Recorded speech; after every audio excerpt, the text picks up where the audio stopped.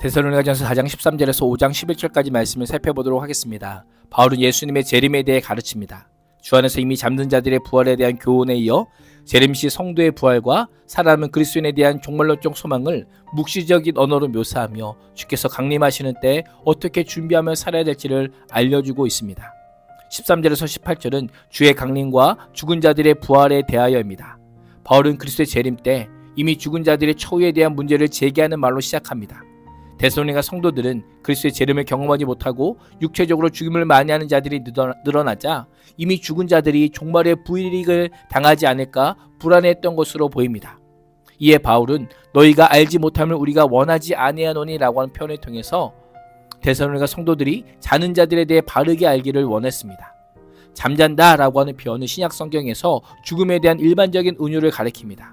이 표현은 죽음과 부활 사이에 중간 상태에서 의식이 없음을 가리키는 표현이 아니라 그리스도 안에서 죽은 자들은 다가올 부활을 맞이하여 깨기를 기다리며 잠들어 있음을 알려주고 있는 겁니다. 13절 하반절은 바울이 이 문제를 제기하는 이유가 소망 없는 다른 이와 같이 슬퍼하지 않게 하려 함이라 라고 합니다. 이 표현은 그리스도인들은 다른 사람의 죽음을 절대 슬퍼하지 말라는 권면이 아닙니다. 예수님도 친구 나사렛의 죽음을 슬퍼하셨고 나사렛의 죽음으로 그의 가족과 친구들이 느꼈을 이별의 아픔으로 인해 눈물을 흘리셨습니다.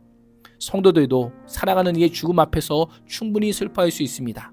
그러나 성도들은 사후세계를 인정하지 않는 이방인들처럼 소망 없는 슬픔으로 슬퍼하지 말라라고 권면하는 것입니다. 당시 그리스 로마 문화는 죽음 위에 어떤 희망도 없다고 생각했습니다. 오늘날도 불신자들은 사람이 죽으면 그것도 끝이다 라고 생각합니다. 그 중에 일부는 영원히 다른 존재로 윤회한다고 말하기도 합니다. 그러나 윤회 사상은 인과응보에 따른 것이기에 그리스도인의 내세에 대한 소망과는 전혀 다릅니다. 그리스도인은 슬퍼하는 중에도 여전히 장차 다가올 부활 때 성도들과 다시 만나리라는 소망을 품고 살아가기에 소망을 가지지 못한 이방 사람들과 같이 슬퍼하지 않을 수 있는 것입니다. 14절과 15절에서 바울은 데살로니가 성도들이 먼저 죽은 자들 앞에서 소망 없이 슬퍼해야 해서는 안 되는 두 가지 큰 이유를 알려줍니다. 첫째, 성도는 예수께서 죽으셨다가 다시 살아나신 것을 믿는 자들이기 때문입니다. 예수님의 부활은 예수님께서 죄와 죽음을 이기셨음을 확증할 뿐만 아니라 성도들의 부활을 보증함을 선포하는 것입니다. 바울은 이러한 선포를 통해 데살로니가 성도들에게 죽음에 대한 새로운 시각을 열어줍니다. 14절 하반절에서 이와 같이 하나님께서 예수 안에서 잠든 자들도 예수와 함께 데리고 오실 것이다 라고 말씀하는 것입니다. 그리스도인이 누구입니까? 그리스도인 예수 그리스도께서 죽음을 이기고 살아나셨기에 그 예수 그리스도 안에 있음과 회복과 영원한 영광이 기다리고 있음을 소망하는 자입니다. 현실의 눈이 아니라 믿음의 눈으로 현실 너머를 바라보고 부활 소망을 가지고 현실의 슬픔을 이겨낼 수 있는 자가 바로 그리스도인이다라는 것을 우리는 잊지 말아야 합니다. 두 번째로 주께서 강림하실 때까지 우리 살아남아 있는 자도 자는 자보다 결코 앞서지 못할 것이라고 하는 주의 말씀이 있기 때문입니다. 주께서 강림하실 때에 주의 강림을 맞이하는 것과 그리스도와의 교제에 있어서 살아있는 자들이 죽은 자들보다 앞서지 못할 것을 가리킵니다. 바울이 이렇게 말하는 데는 성도의 부활을 순서대로 알려주기 위함이 아니라 예수께서 재림하실 때에 주 안에서 이미 죽은 자들이 그리스도와 만나지 못할 것이라고 하는 잘못된 믿음에 빠져 슬퍼할 이유가 없음을 알려주기 위함입니다. 이미 예수 안에서 죽은 자들이 예수께서 재림하실 때에 재림하신 예수님과 반드시 만나게 됨을 강조하기 위해 이런 표현을 사용했던 것입니다. 16절과 17절에서 바울은 자는 자들이 살아남은 자들과 비교하여 어떤 불이익도 당하지 않을 것임을 알려줍니다. 바울은 오히려 그리스도 안에서 죽은 자들이 먼저 부활하게 될 것임을 강조합니다. 그 살아남은 자들도 그들과 함께 구름 속으로 끌려 올라가서 공중에서 주님을 영접하게 될 것임을 알려주고 있습니다. 바울은 18절에서 주 안에서 죽은 자들의 결국을 염려했던 데살로니가 성도들에게 부활에 대한 진리의 가르침을 통해 서로 위로하라라고 명령하고 있습니다. 주 안에서 잠들고 있는 성도들도 주께서 강림하실 때에 썩지 않을 새로운 몸으로 부활하여 살아있는 성도들과 함께 구원의 복에 참여할 것을 기억하면서 이 진리의 말씀이 위로가 되고 오늘을 살아갈 인내의 힘이 될 수 있기를 축복합니다. 5장 1절에서 11절은 주님이 강림하시는 때와 시기에 대하여입니다.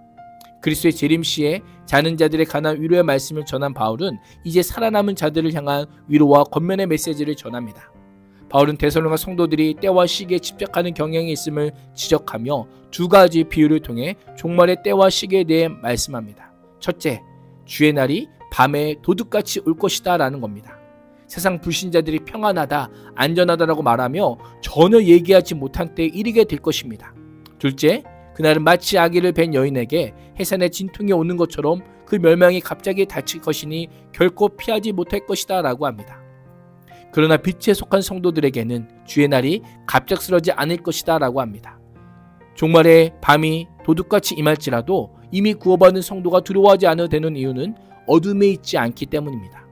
어둠이란 하나님을 알지 못하는 상태, 하나님의 영을 받지 않은 상태, 하나님을 대적하는 자리에 있거나 드러난 진리를 배척하는 것 등을 가리킵니다. 바울은 데살로니가 성도들을 다 빛의 아들이요 낮의 아들이라고 부르며 밤이나 어둠에 속하지 않았다라고 합니다.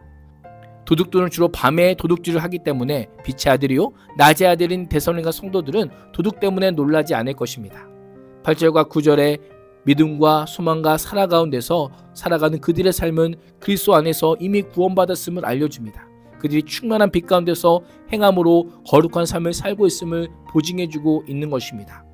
그렇습니다. 종말의 때와 시기를 아는 것이 중요한 것이 아니라 언제든 부끄럽지 않도록 준비되는 삶을 사는 것이 더 중요합니다.